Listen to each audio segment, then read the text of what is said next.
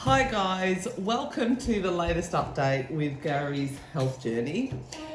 So I got a message yesterday from Gary because he just had his appointment with the team after the test to see whether the two cancers that he's got, so a prostate cancer and a low-grade bladder cancer, have spread or metastasized. And the title of Gary's text was good and bad. Always good and bad. No, always good and bad. The fantastic news, this is fantastic news, it has not spread. So awesome news. It is awesome news. That's the positive side. It was really good to hear the doctor say that it's contained to the prostate. Yeah, so that is really good because obviously metastasized cancer is a little bit of a different ball game. So that was fantastic. I was really happy to hear that. So the bad news is that the doctor has said, well, Gary can tell you the different options in a moment, but they're leaning towards the best option for Gary, since it's an aggressive prostate tumor, is to get the prostate removed. Yeah. So, a lot of men facing this situation are obviously upset about this. They're worried, obviously, then about long-term recovery and what's going to happen, sexual dysfunction, all of that comes into play. But look, the operations these days are getting better and better with things like nerve sparing surgery. They do really good therapeutic treatments as well. So I think that it hasn't metastasized.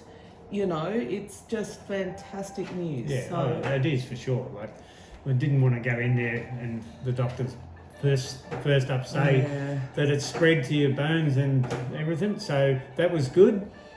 So then he went through the whole procedure of getting it removed, the side effects, everything, which, it's not too bad, but there's always side effects. It's a pretty serious operation. Yeah. It's 5 days in hospital. So it's either remove it or go for radiation therapy and stuff. And if you take that option, which is fine, that's your choice, but then if that doesn't work, then you've got to go back to removing the prostate down the track. And they can't do that straight away if you get radiotherapy. So it is an option, but I agree with the doctors. The best option, if you've got a cancer contained, get rid of that cancer. So that's where we're heading in a couple of weeks, back to hospital and get the prostate removed.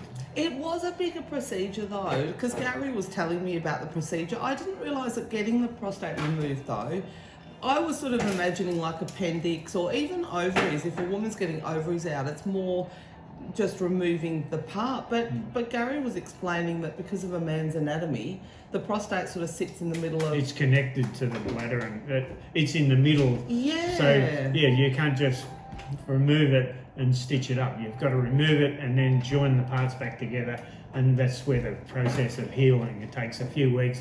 You've got to have a catheter in to drain the bladder for 2 weeks, up to 2 weeks. 2 weeks. Yeah, so that's not very good, but it's a part of the procedure.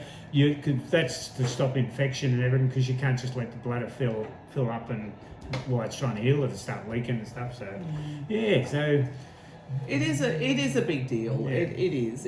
Any sort of operation cancer, that's a big deal. But this seemed to, the operation of getting the prostate removed was a bigger deal than I expected. Yeah. I thought, when you don't sort of know until something happens. Yeah. And even if you know someone has had the procedure, you don't go into the nitty-gritty of it, unless you really know them.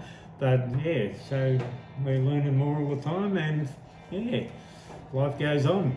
And the good thing is, if you get the prostate removed, you don't have to go on any other therapies for now, like no radiation therapy, no hormone therapy. No, that's a big possibility. If they remove it, then they do the test over a period of time, and if there's nothing shows up, that's the end of it. So that's good. That's good.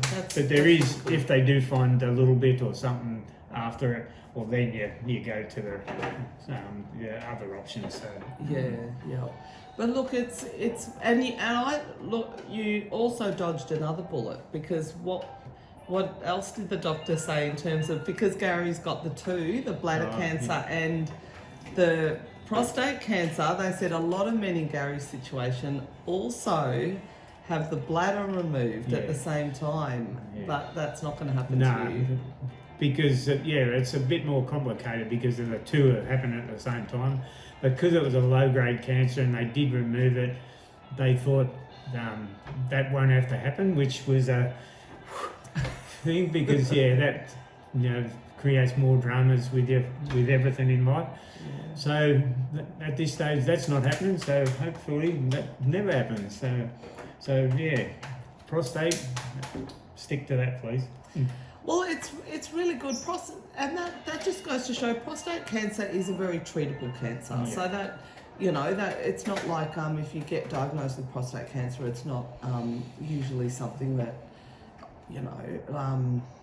it's not as deadly as something like pancreatic cancer, lung cancer, ovarian cancer even. So. Yeah, there's a lot worse cancers. But in saying that, but you still have to obviously... If you find that or any cancer early, it is a big help. Like if you, like I've said in other videos, if I wasn't giving blood, I've had no symptoms whatsoever. So if you're out there and think, oh no, I've had no symptoms, it means nothing. I've had nothing, still don't have any symptoms. Yeah. And if I wasn't given blood and they didn't find that I had a very low iron level and go and get it checked, I still wouldn't know to this day. And then you find out too late.